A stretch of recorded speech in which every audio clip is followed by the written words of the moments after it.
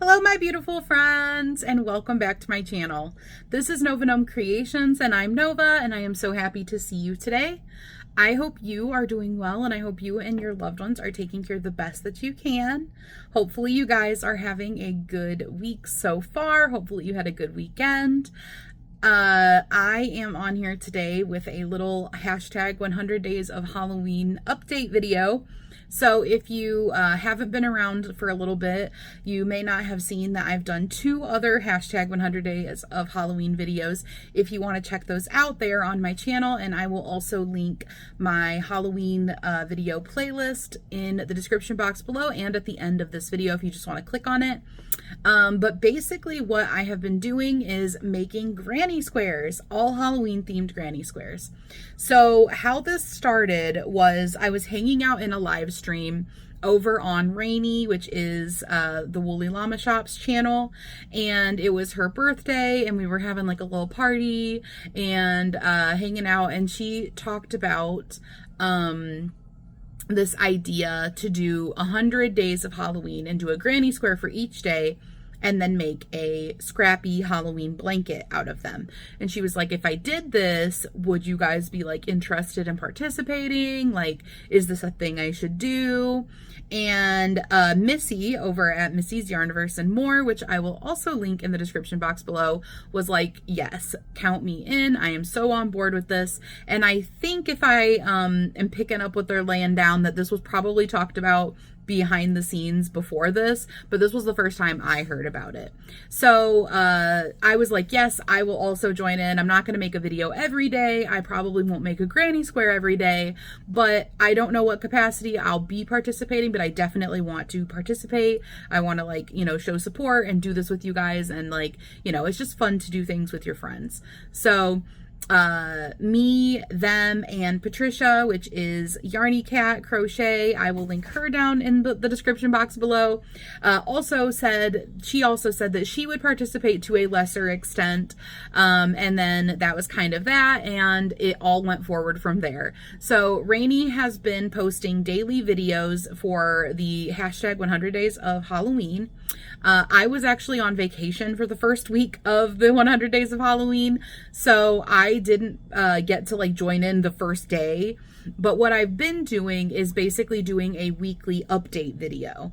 And this will be my 3rd weekly update video. So she's posting daily videos, sharing a square that she's found. She's doing all free patterns, so like free blog posts or free YouTube tutorials that she finds. And then Missy has also been posting a daily video, and she's doing the same. She finds either, you know, blog posts or YouTube tutorials or freehands them. But they aren't doing the same squares. So Rainy is doing like a pick a number from a container and looking at a list that she has of all of the squares she's picked out, and Missy is just kind of finding them randomly and doing them. So I'm kind of doing a combination of both. I'm watching both of their videos, and if I like the squares that they're doing, or I feel particularly called to do that square, then I'm doing that square. I'm also freehanding some squares, and I'm also finding my own squares that I see online that I want to do. So I'm kind of just doing like a little hodgepodge of my own thing with it and doing a weekly update video. I also have planned to do some vests with mine. So I'm going to make myself a vest with, you know, lots of squares, and then I'm also thinking to make my 2 nieces and nephew a like tacky Halloween sweater vest. And so I will pop up a picture of what it is I'm talking about for that. I've had this picture saved. I don't know where I got it from. I want to say Facebook. I've had this picture saved for like 2 years as an inspiration of something I wanted to do. It looked simple. It looked fun. I love, you know, like a tacky Christmas sweater, but I'm doing Halloween ones instead. And I thought it would be so fun. Then, Aunt Faffy, which is what my nephew calls me, or Aunt No Knees, which is what my niece calls me. And then my other niece is too little to have called me anything yet. So it's going to be really interesting to see if I get a third nickname or if she picks one of theirs. Anyway, we'll have like a little Halloween kind of ensemble with them. And this week Halloween falls on a Friday, so my nephew is now in school and he will have 5 days that week of Halloween. I'm sure they'll probably do some kind of a spirit week or something, and I thought one of those days that he would probably like to wear his little Halloween vest to school. So that is my plan for my squares. Now, being a big individual, a larger than life person, a fluffy fellow, being a plus size person, my vest is going to take a lot of squares. I don't think people who aren't plus size quite comprehend how much crochet goes into making a very plus size garment. My squares, I will probably use a similar amount of squares to people making a blanket. I'm a big girl, you know, so I'm gonna be making a lot of squares, and I've got a lot of squares made already. And I am already thinking about how I want to construct my sweater vest. Or mine's gonna be, I'm thinking it's gonna be like an open vest. I might do a pullover too, but I'm not 100% sure. But I'm not gonna follow a pattern or anything for it. I'm just gonna wing it like I do with a lot of things, and I think it's going to be super fun. I'm really excited about it. And if for some reason I change my mind on making mine and I decide to go with a blanket or something, I will still be making the ones for my nieces and nephew, just because I think that that is just too cute. All right, guys, are you ready to see my update on the squares that I have made this week? By the way, if you want to see the other squares that I've made, I have those 2 videos on my channel, and I also actually have 2 shorts. If you just want like a quick recap, I've been making shorts of them as well. All right, so the first one I have to show you guys is a porcini mushroom. So this is actually my own pattern. I have a tutorial on my channel for this porcini mushroom. I see my cat climbing around down there, so I'm staring. I'm like, what are you doing? Anyways, if you are interested in making this porcini mushroom, I will link the pattern for this in the description box below. But I made a kind of spooky themed one. I did it with the gray sparkly yarn, and I am using some Hirschner Sparkle yarn cakes or yarn skeins for this. And if you want to see what yarns I'm using, watch the other videos because I do go more into that. But I also did go and find some more yarn and I'm adding into it. Well, I haven't brought it in yet, so I won't mention it yet. Yeah, I haven't brought it in yet, so I'll mention it next week when I have actually brought it in. But this is all from the Hirschner's skeins. So there is that one. That is my porcini mushroom. Then I have a surprise for you guys.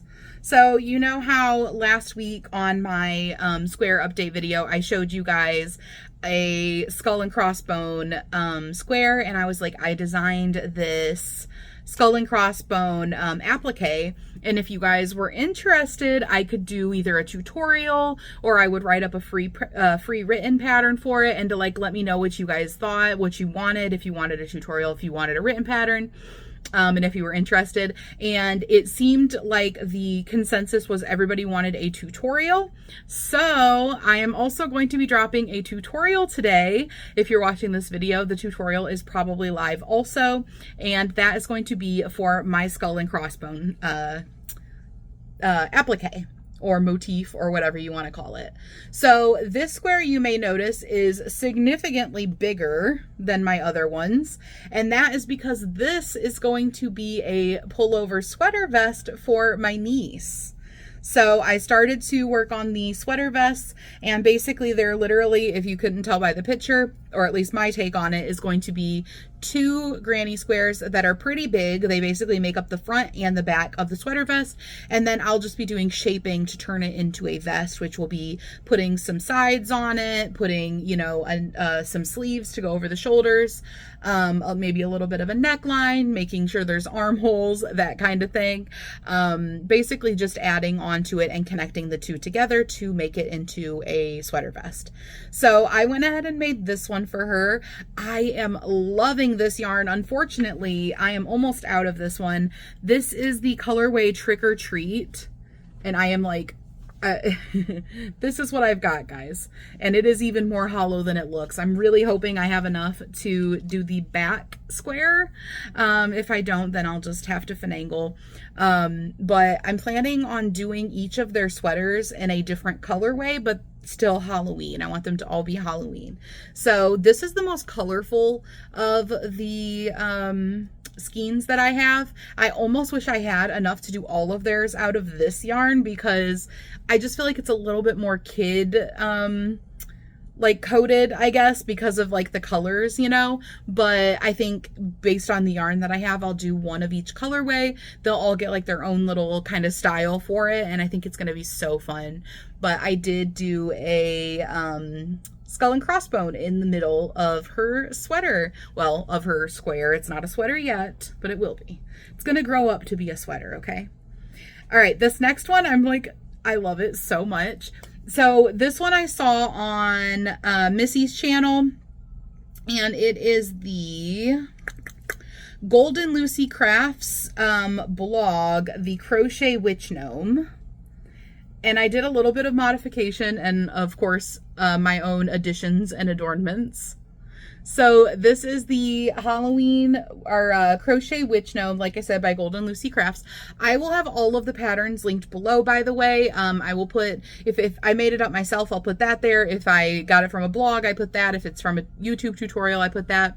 And I do that on all of my videos. So the last two also have all of the pattern informations in the description box. But anyway, about it, I did modify this slightly. I did modify the hair. I just did 2. The arms are these cute little curly arms. And I thought about attaching them. And I even asked my hubby if I should attach them. But he was like, no, I actually really like them, how they like kind of curl inwards. So cute. I added this little book. Like a little, you know, Book of Shadows spell book, and it does open since it's like, you know, a 3D type of situation. This is actually part of my Witch Gnome pattern. So if you are interested in this, I think there is a Witch Gnome crochet along on my channel, which is like 5 videos breaking down all the different parts of the Witch Gnome. And then there is also a written pattern for the Witch Gnome, and you can find all of that stuff in the description box as well. But yeah, that's what this is from. And then I actually incorporated some beads into this and sewed those on. So there's just a lot going on here. I used a bunch of different types of yarns. This one was a scrap, which I talked about in my last video, and I actually ran out of it, and so that's why it switches to the gray. But I think I did a pretty good job of kind of, you know, making it work. But I love it. I think it's so cute. And of course, when I saw Missy did this one, I had to do it also, because I was like, Witch Gnome? Yes. Witch, please. Of course I have to. Let's see, which one is the next one? Okay, the next one is the Pretty Kitties by TriflesNTreasures, which is a blog, I believe.